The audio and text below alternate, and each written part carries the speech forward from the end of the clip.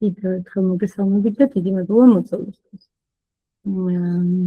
რადგან ვიხსენებდი და მოდი მითხრა ირინამ, რომ თანადამოკიდებულება იქნება თემა.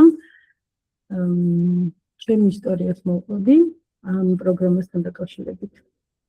როგორ ვიყავი მანამდე, როგორ მოვხვდი 12 ნაბიჯის პროგრამაში და როგორ შეიცვალა ჩემი ცხოვრება ამ ყველაფრის მე. Pardon, Kiri.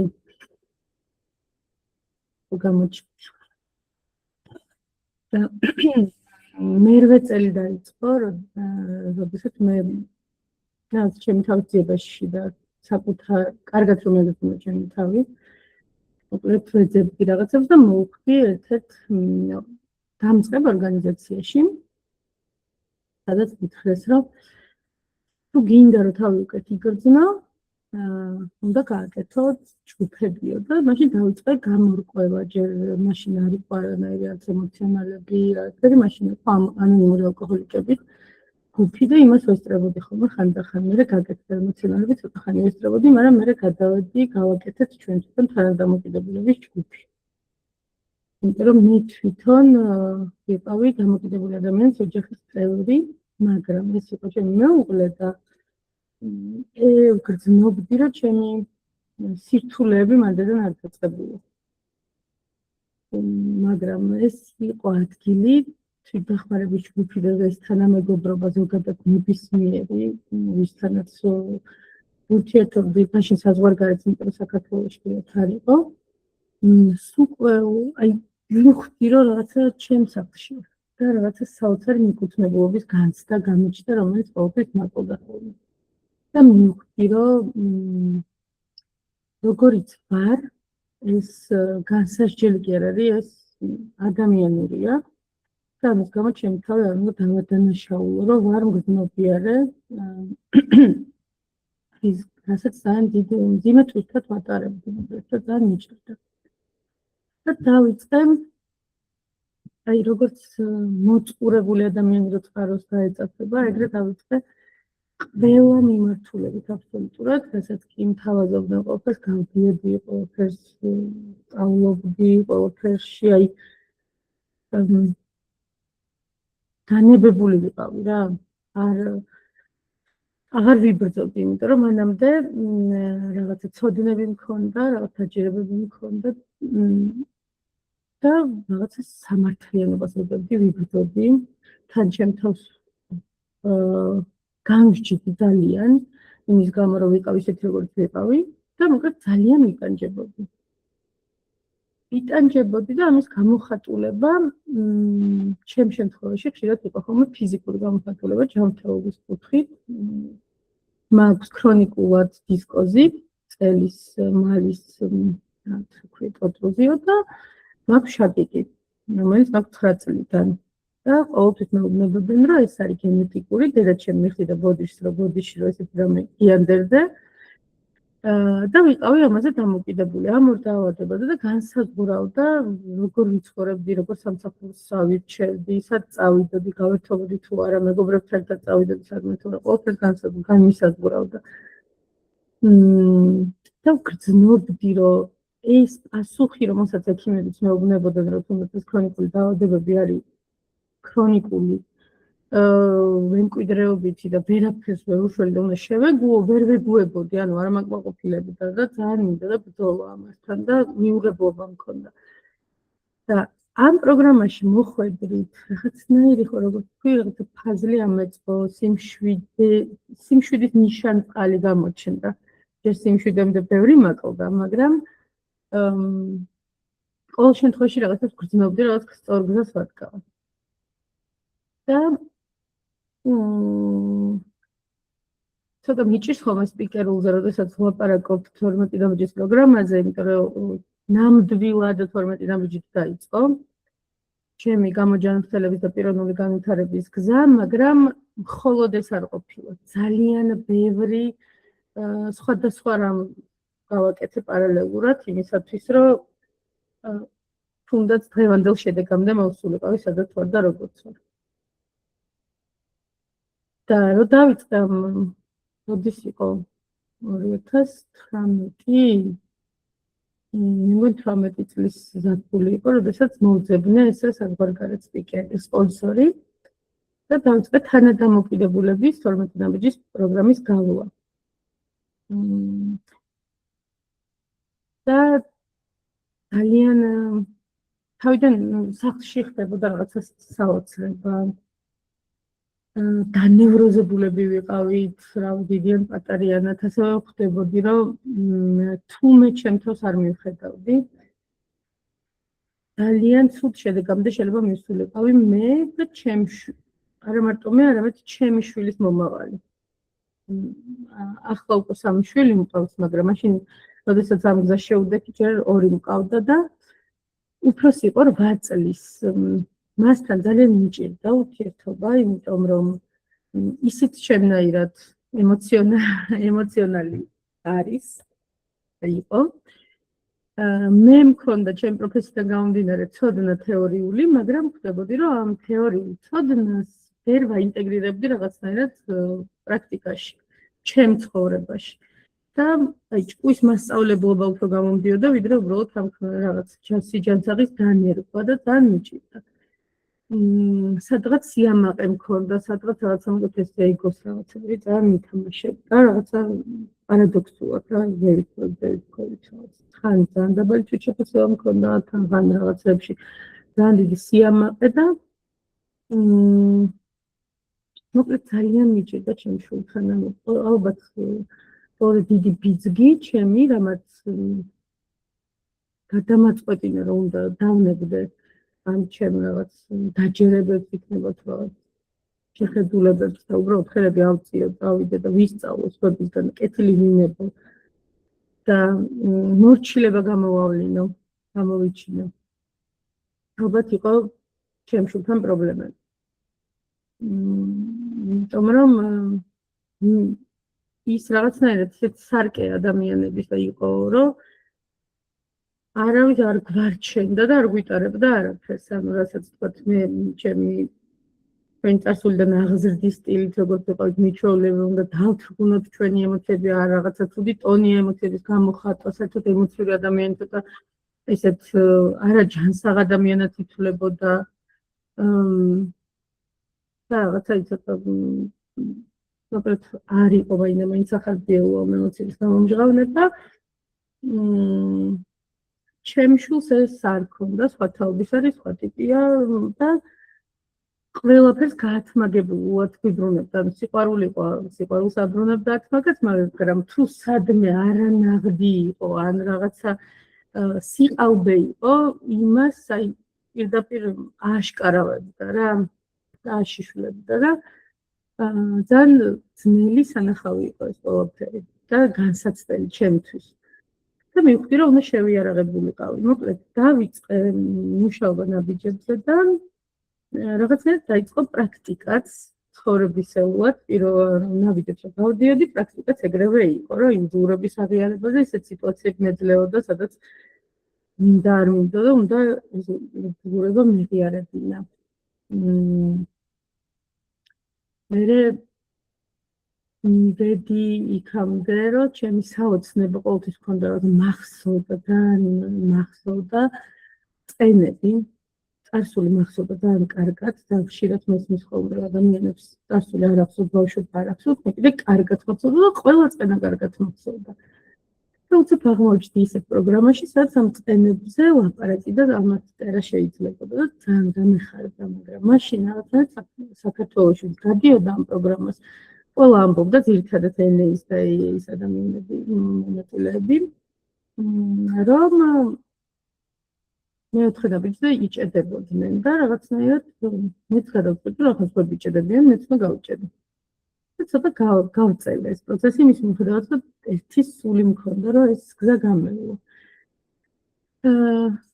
მაგრამ გადავახე და არაჩვეულებრივი მოთმინებით, სიყვარულით, სიმშვიდით მიდგებოდა ჩემი სპონსორი და ვგრძნობდი, რომ მე კაცრად რომ მომდგომოდა ვინმე მასწავლებელი ვიც და რაღაც ესეთი მოთხოვნით, ვერაფრით ეგრევე დავსკუტებოდი, იმიტომ რომ ჩემი ქცევის მოდელი იყო ეს დასხუტომა, რომ რაღაცნაირად დამეჯერებინა ყოველთვის, რომ არ ღირს ჩემზე დროის დახარჯვა, დამანებეთ თავი, გამეც რომ წავალ, თან გამიშვით.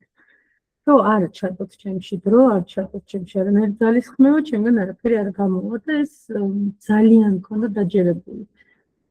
და ამ ადამიანმა, რომელიც მეხუთე ნაბიჯამდე საერთოდ თვალითაც კი არ მყავდა ნანახი და კამერით მეხუთე ნაბიჯის გავლისას ჩავჭეთ კამერები და გავინახეთ. ისე უპირობოდ და ისეთ სიყვარულით მიიღო, მიჭყვდება ყოველთვის. ასად არ გავიქცე.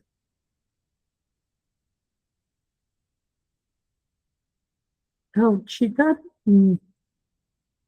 გავიარე ეს გზა. მესამე ნაბიჯიდან უკვე ქართულ ჯგუფებში იყვნენ ადამიანები, ისიც უნდათ, რომ გამეტა ისიც უნდათ, რომ სპონსორი ყოფილიყავი და მითხრა კიდევ ჩემო სპონსორმა, შეგიძლია იმის მიხედავთ, რომ მეცხრე ნაბიჯიდან არ ხდება ხოლმე ისეთ მოწადინებული ხარ, რომ მიდიოდ მეც აქ ვარო.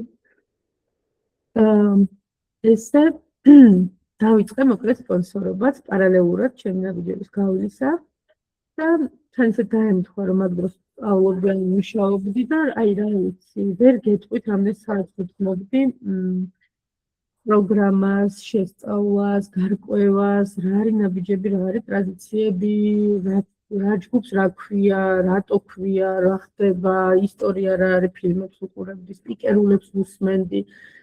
YouTube-ზე რაღაც არაჩვეულებრივად ჩემთვის დაამშობლიური იყო მოკლედ ეს რუსული ენა და განათლებაც ერთად რუსულ ენაზე მაქვს პროფესიული მიღებული. უსმენდი მოკლედ ამ ნათარგმნის სპიკერულებს დღეში მინიმუმ ერთს ან ორს მაინც უსმენდი ხოლმე და ვებოდი რომ ჩემო სპონსორმა რომ მითხრა რაღაც დაჯდე სიცოცხლის წყაროზე, მე მივაგენი იმ სიცოცხლის წყაროს და დავერთდი ამ სიცოცხლის წყაროზე, რომ დავაზუსტებ, რომ სანამ დავიწყებდი ამ ყოველფერს, ვიყავი საოცარ აპათიურ მდგომარეობაში, ანუ ბევრი რაღაც მოხდა ჩემ ცხოვრებაში, რამაც ცხოვრებისეული ძალა გამომაცავა, სიცოცხლის ძალა გამომაცავა, აბსოლუტურად, თუმცა ცოცხალი ვიყავი. ვერ მან ძის ღამე რომ მოდიოდა ცუდად ხდებოდი რომ უნდა დამეძინა მარტო დავჩინებავ ჩემთან და დამეძინა ის იყო კოშმარი. თუნდაც კი მიჯერდა იმენად მიჯერდა ძალიან ნელი იყო ჩემთვის ცხოვრება. აი როგორც გათანგვის მძიმესი რაღაც ტვირთი რომ მოგაგდა მოათრე, აი ეგრე მოვათრევდი ამ ცხოვრებას და არ ვიცოდი რა მექნა. თან მქონდა პასუხისმგებლობა აღებული, პასუხისმგებლობა ისე მქონდა მძაფრად, ვერ უშვებდი, ჩაბღაუჭებული ვიყავი, რაღაცა კონტროლის მქონდა, რომ არ გამეშვა, იმიტომ რომ იმან ვინმე თუდოთ რომ გააკეთოს და მე ისე ჩემი თავშესაფრელი არ იყოს და შფოთი მქონდა, შიში მქონდა. მე ამ პროგრამაში გავიგე სიტყვების მნიშვნელობა სხვანაირად, რომ შფოთი წმენის ნაკლებობაა.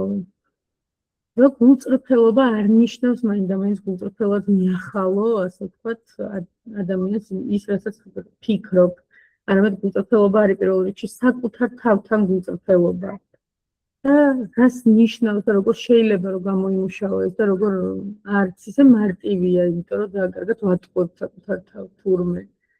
და როგორ ვუხატავთ რაღაცებს და როგორ ვაჯერებ საკუთარ თავს.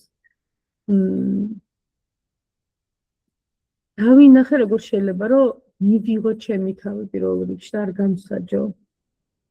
და მივიღო სხვები და არ გამსაჯო, იმიტომ რომ ეს იყო ეკლესიაში დავდიოდი ბავშვობიდან, რაღაცნაირად მოვხდი ოჯახიდან არა და დავდიოდი, მაგრამ ძირითადი თემა ახსარებაში იყო რომ გამსჭი და ესენიც სწავლას გადამაფარებდნენ, წამიკითხავდი შენდობის ლოცვას, დავბრუნდებოდი ისევ იგივეს ვეთქოდი და ამ წრეზე დავდიოდი წლების განმავლობაში. არანაირი ტექნიკა არ დამეხმარა, მაგრამ დამეხმარა 12 ნაბიჯის პროგრამა და იქ გაცნობილი ადამიანები. ჩემი საკუთარი სასპონსოროები, რომლებიც პირველი წლები 15-თან ყველასთან ინდივიდუალურად ჰქონდა ხოლმე. არავის უარს არ ვეუბნებოდი, აი ერთი სული მქონდა, რომ ეს არ გამეჩერებინა და გადამეცა და რაც ვიცოდი და რაც თუ კი რამე ერთი პატარა რაღაცა გამცეცი შვება ან რაღაცა სიმშვიდე ან რაღაც მომდიოდა, მოკლედ ყველაფერი ეგრევე გამეზიარებინა სხვებისთვის და ის ტანჯვა, რომელიც მე თვითონ საკმაოდ დაფრად გამოვიარა, რაღაცნაირად შემსუბუქებოდით. რთული იყო თვითონ ჯგუფებშიც. იმიტომ რომ ყალიბდებოდა, იმიტომ რომ არ ვიცოდით. იმიტომ რომ ხიბლი იყო რაღაც ბევრნაირი ეტაპი გავიარე, მოკლედ რა, ბევრნაირი ემოცია გამოვცადე. ნაბიჯებში ემოციონალები სხვათა შორის არ გამივლია. სამჯერ მაქვს გავლილი ერთხელ ანონიმური ალკოჰოლი, ანუ თანადამოკიდებულების, როგორც ალანონის, ერთხელმა გავლილი დიდი წიგნით. ერთხელმა გავლილი ასევე დიდი წიგნით, როგორც ჯგუფში, ნარკოდამოკიდებულებთან და ალკოჰოლ დამოკიდებულებთან ერთად და მერე გავიარე დისფუნქციური ოჯახის შვილები, რომელიც ძალიან დიდი წიგნი, მას წელიწად ნახევარი გავდიოდით ძალიან ინტენსიურად და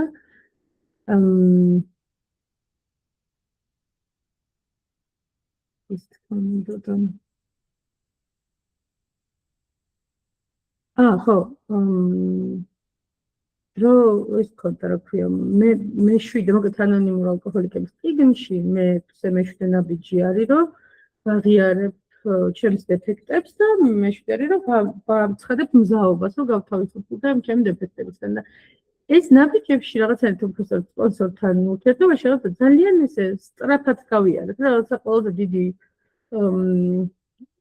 დრო და მნიშვნელობა თითქოს ამ მეოთხე მეხუთე ნაბიჯს და მერვე მეცხრე ნაბიჯს ეთმობოდა და ესენი რაღაცა ისე ჰოპ ესე გავიარეთ, მაგრამ მივხვდი თვეების მერე მივხვდი 5 თვის მერე, როდესაც გამეღვიძა ამ სიტყვებით, რომ ღმერთო მომეც ძალა გავთავისუფლე ჩემი დეფექტებისგან, მივხვდი, რომ 5 თვე ამ ფრაზას ვერ ვამბობდი. იმიტომ რომ რაღაცნაირად შერწყმული და ჩემი იდენტობის ნაწილი, იმდენად მეგონა ეს დეფექტები და იმ ურთიერთობების რომელშიც ვიყავი, რომ მეგონა რომ იმისგან რომ გავთავისუფლებულიყავი, ანუ რომ მეღიარებინა ეს ჩემი დეფექტები და ამისგან გავთავისუფლებულიყავი, მე დავინგრეოდი, გავნადგურდებოდი, მე აღარ ვიქნებოდი, ყველაფერი ჩამოიშლებოდა, თუმცა მერე და მერე მივხვდი.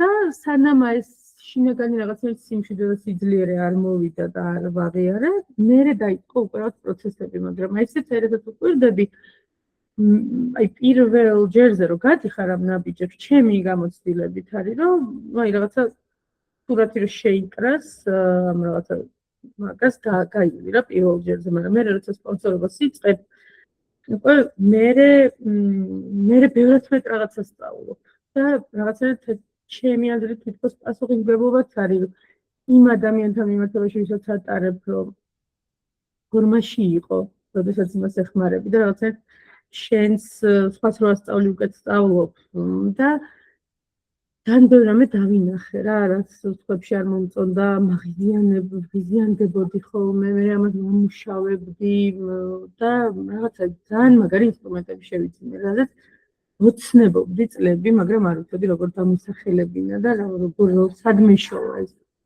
ინსტრუმენტები, აღარ მაქვს ლაპარაკი უკვე სულიერ სიმშვიდის იმ ლოცვაზე, რომელიც ბევრი წლის წინ, სადღაც ესე 23 წლის წინ გაგონილი მქონდა.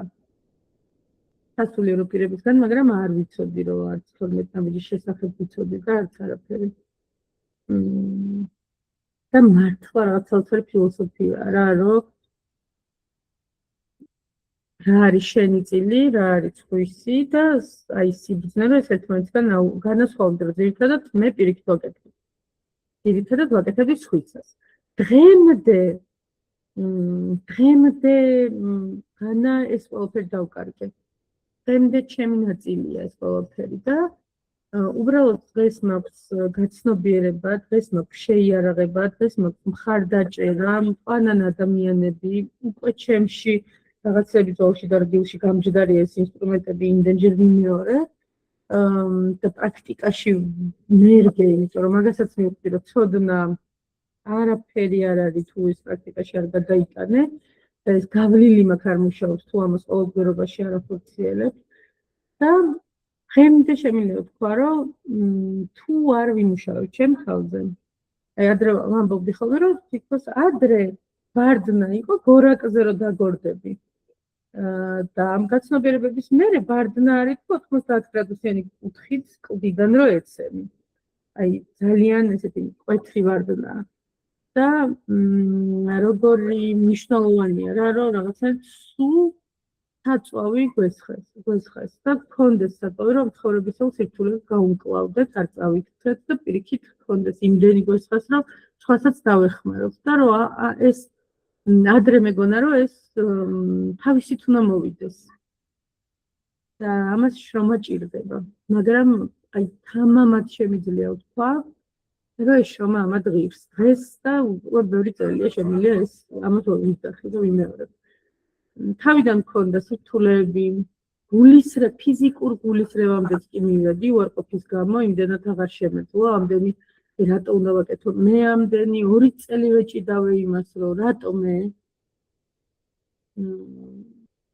მე სირთულეები რატო იმიტომ რომ გარშემო სხვანაირად ჩანდა სხვა ოჯახები მე შიგნით თუნდაც როგორც სპონსორმა და ჯგუფის წევრმა ადამიანები რომ გავიცანი და შეგით რა ხდება და დავინახე მივხვდი რომ ეს ყველაფერი ეგრე არ არის როგორც ისე ზოგადად что блестит როგორ არის ყველაფერი უფრო არ არის რაც წვინავს და შედარება არის ერთ-ერთი რავი დამღუპველი ალბათ დღემდე მოდის ეს აზრი ეს ფიქრი რაღაც სიტუაციებში მაგრამ უკვე ვიცი რომ ოკეი ეს ჩემი ფიქრია მოდი აქ ხარ ვიყავ მაგრამ გადაგდებ გვერდზე მადლობთ რომ ხარ მაგრამ არ აგირჩევ აი რაღაცნაირად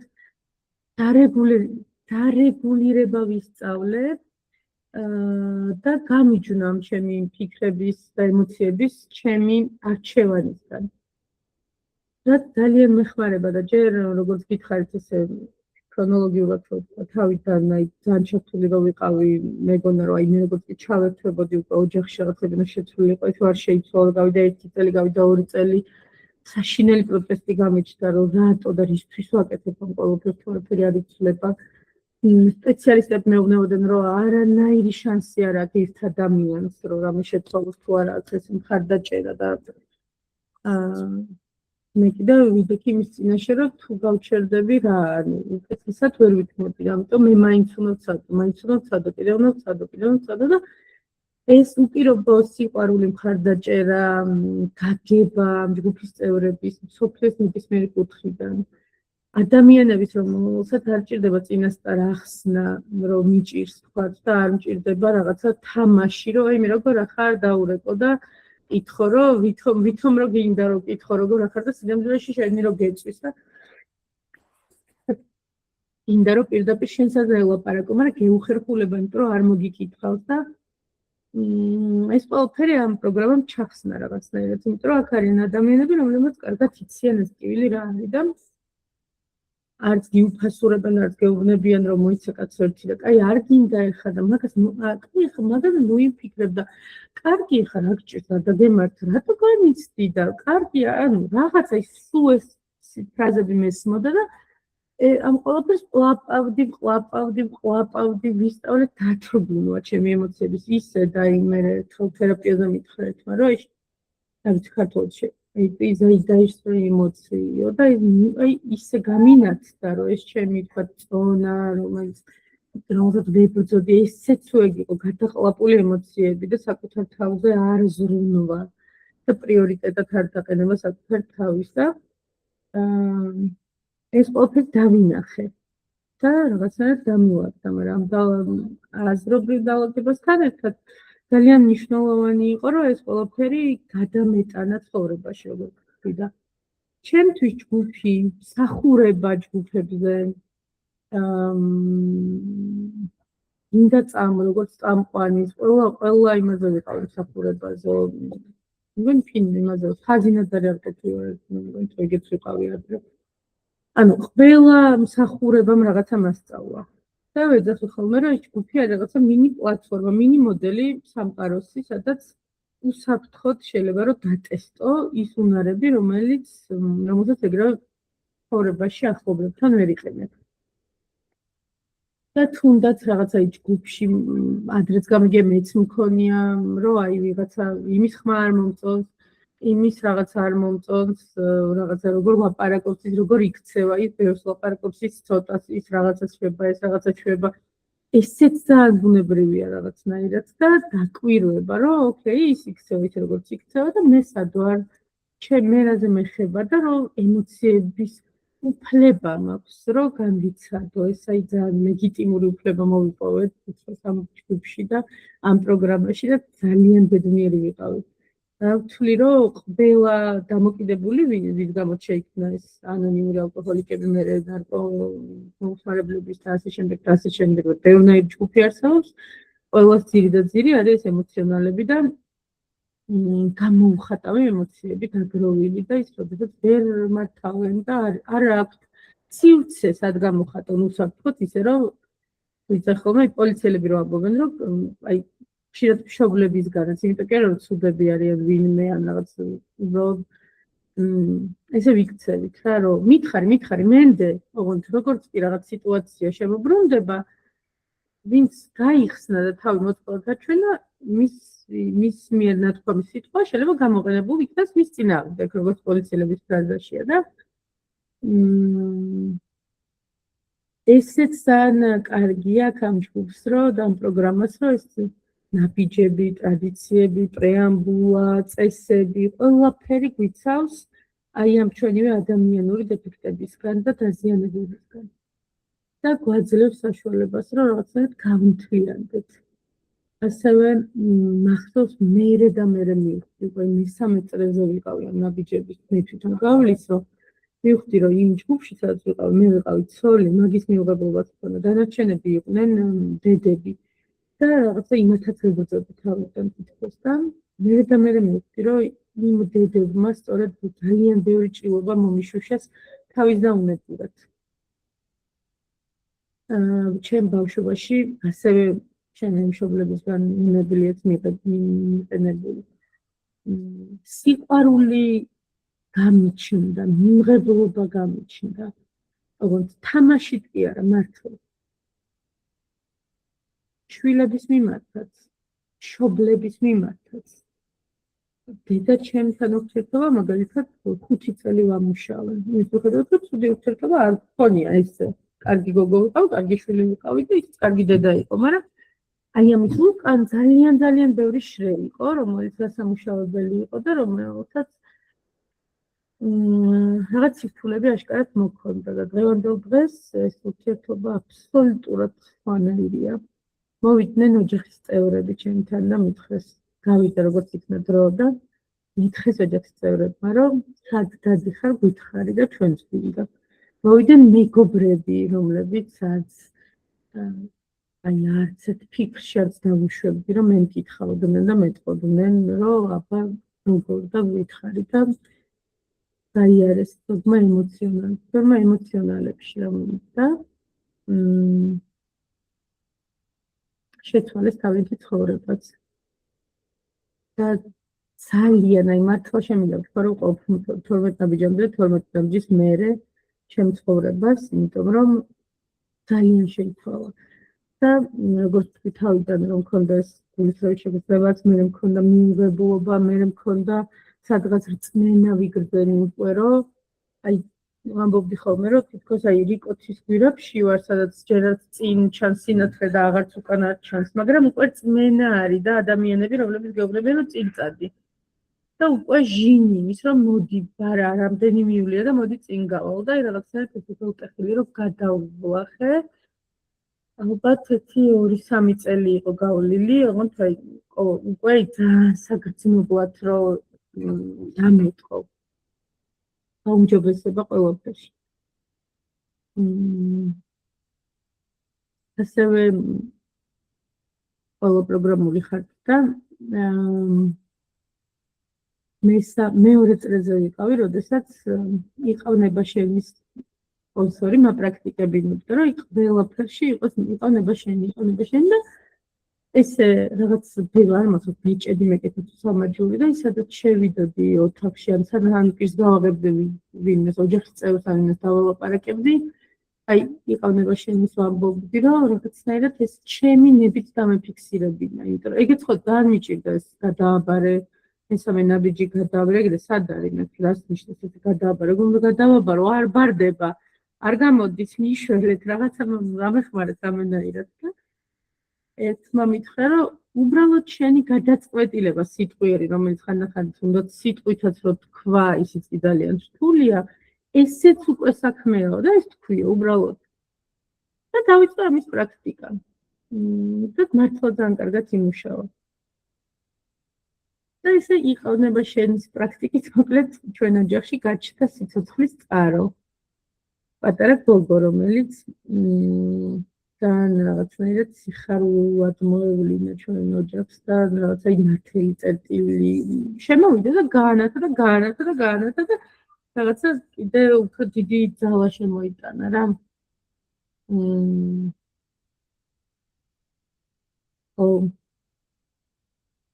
ეხლა სად ვარ?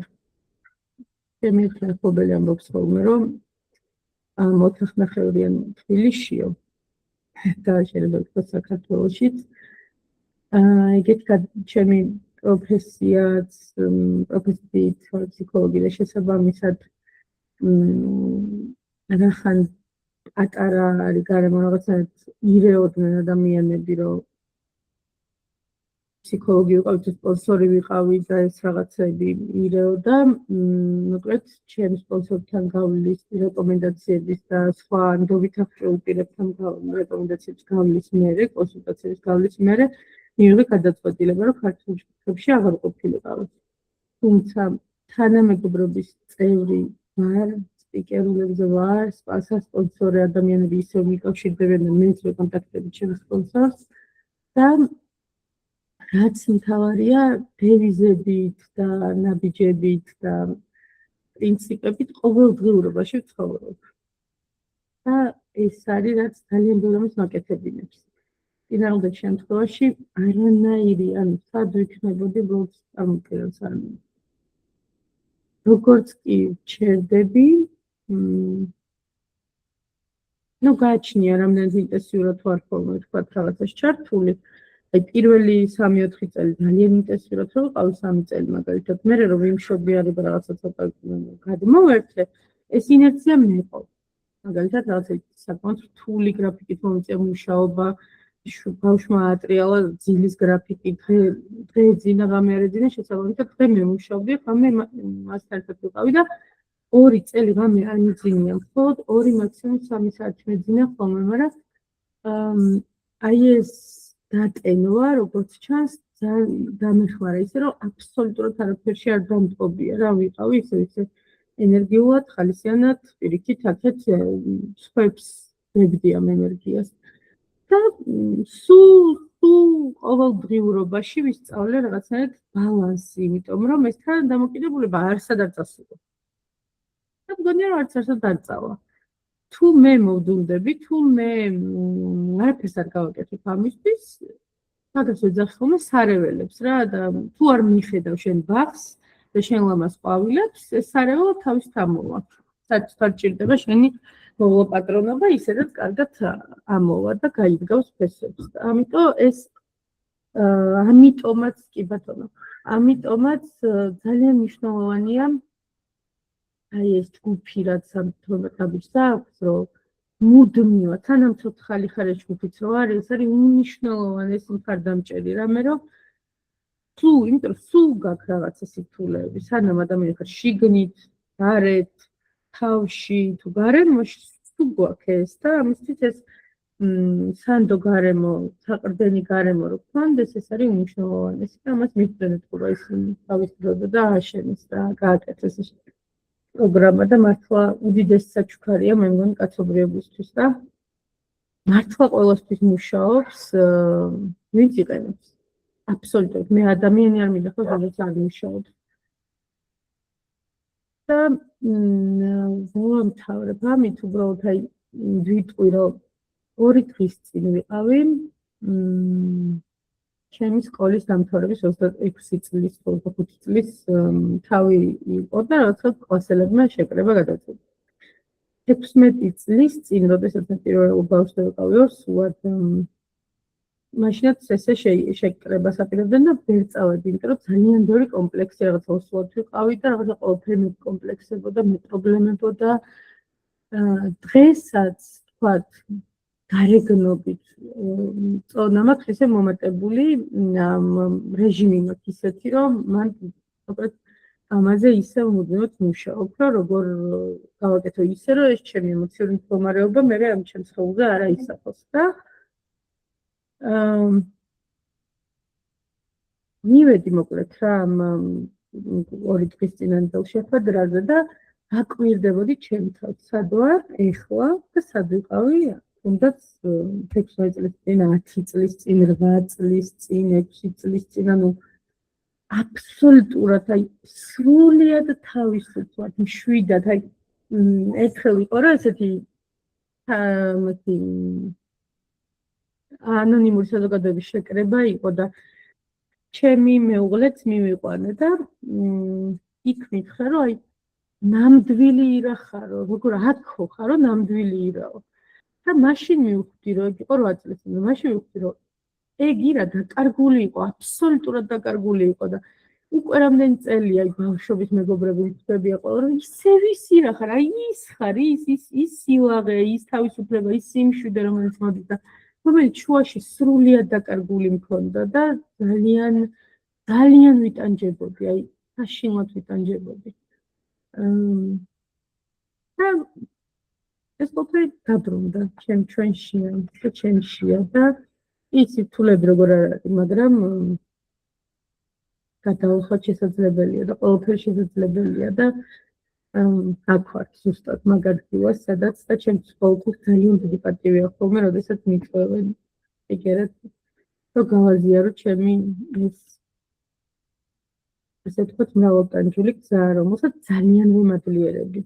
ყველა ტკივილს ვემადლიერები, იმიტომ რომ იმ ტკივილმა გამხადა ის რაც ვარ და იმ სიცოცხლეებმა მართლა იმას რაც ვარ დღეს და როგორიც ვარ დღეს და მიყვარს ჩემი თავი, მიყვარს ჩემი თავი, სიმშვიდით ვიღებ ჩემ თავს და გარშემოც და ძალიან დიდი მადლობა მოკლედ ამ პროგრამას და თქვენ მოწვევთ.